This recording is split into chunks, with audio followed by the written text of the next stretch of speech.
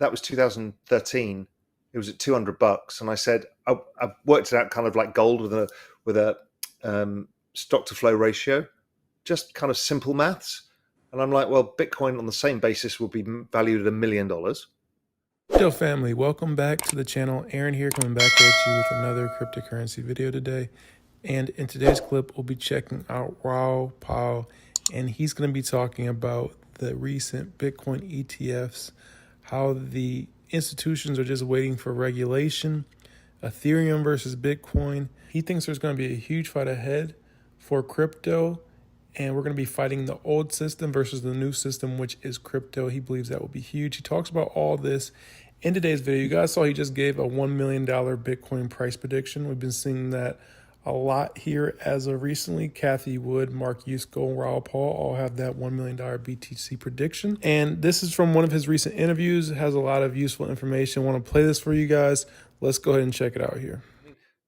From my conversations with most of these institutions, is they've all been working on it. They all know it's coming, but it's waiting for the SEC to say what they can do. And I think the trade-off here is Gensler's like, I need a political break here, because he's getting destroyed by stopping all innovation in the United States, and stopping opportunity to investors, which I think is disgraceful. So I think he's thought, okay, well, I've said Bitcoin is okay, so why don't I just get that across the line? So then, look, everybody lined up to do this, which is fine for all of us because it will just bring fresh capital into the digital economy. And that'll get disseminated across the digital economy into different places, and that'll invigorate the cycle. But yeah, most of these people, even Jamie Dimon, they've got a huge group of people working on blockchain technologies at JP Morgan. Goldman Sachs do, Apollo do. I mean, they've all got it. So they're just waiting and waiting. Liquidity over time grows because the number of active users and the number of applications. So I think I don't think of it as a fixed state thing. You're a Tesla guy. The liquidity in Tesla 7 years ago is not the same as liquidity today, right? You can probably swing around $1 billion in Tesla now. $1 billion back then was a big deal. So I think we need to be wary of that. But for the rest of us, there's not much supply around, and a big whale's come in, which is, it's not BlackRock themselves. They're not really buying stuff. Yes, they have to have a float, but what they're doing is enabling access to all of these RIAs, asset managers, pension funds.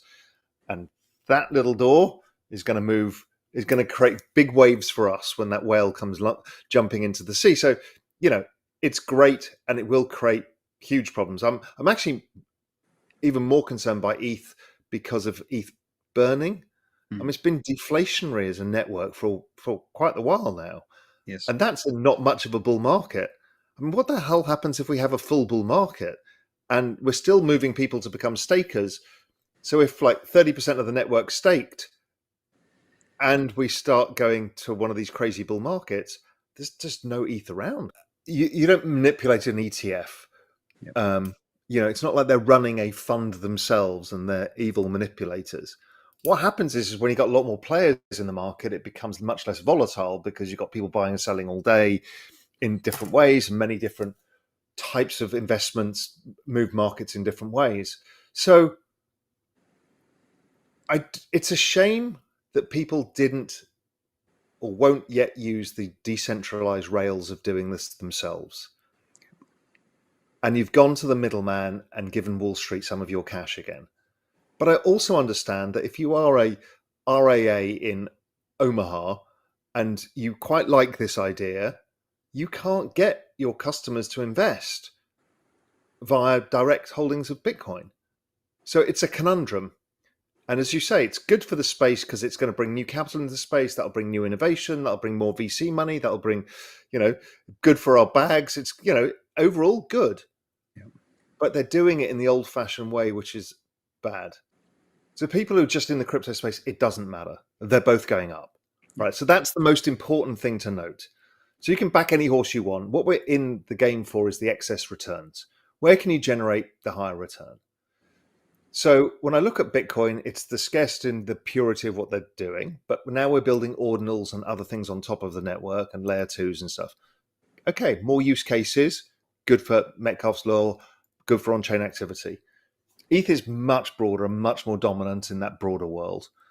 And so when I look at that and think of the ETH staking, the yields, what institutions like about this as well, what kind of people get involved, I mean, everything seems to be more ETH based. And again, that's not a diss on Bitcoin, this ridiculous tribalism online. And I just look at the long-term ETH Bitcoin cross on TradingView, and it looks like it's a giant kind of wedge pattern.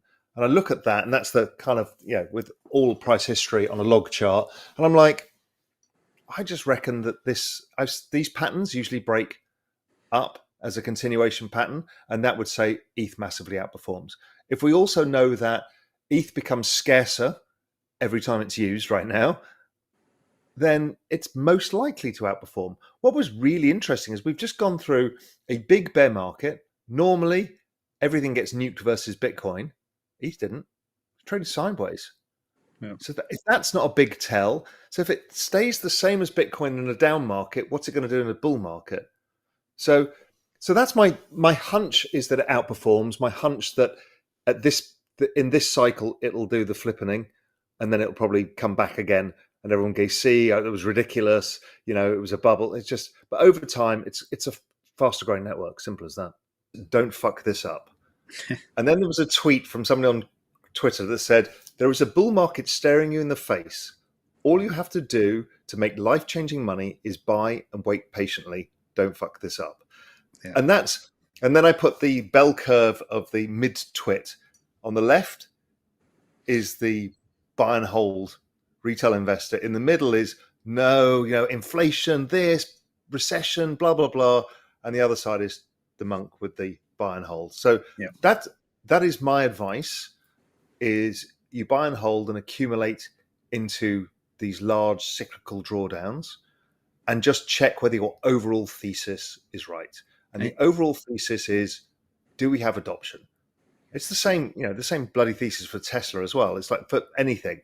Does it have an ongoing adoption, and is that going to continue to increase? If that's the case, forget everything else. It's all noise. There is a magnificent battle that is going on, which is the battle that I've talked about for some time between the parallel system and the old system. And once you see it for that's what it is, the Gensler, the noise, the central bank digital currencies. Central bank digital currencies is one way is acceptance that the new system that these bunch of bandits built is better than the old system, right? That's incredible. There's the whole old system saying, yeah, what you guys have built is better than ours. So we want a bit of that. And the battle is the kind of 6529 battle of who gets control. And we have a chance that the people will get more control, that we'll never have full control. You live in a country and you have laws and all of those things. But will we have more control or less control than the current financial system?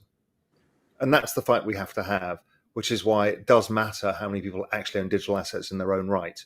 What we build on these rails is really important. It's not just speculation, it's actually of societal importance, because society has become more constricting over time.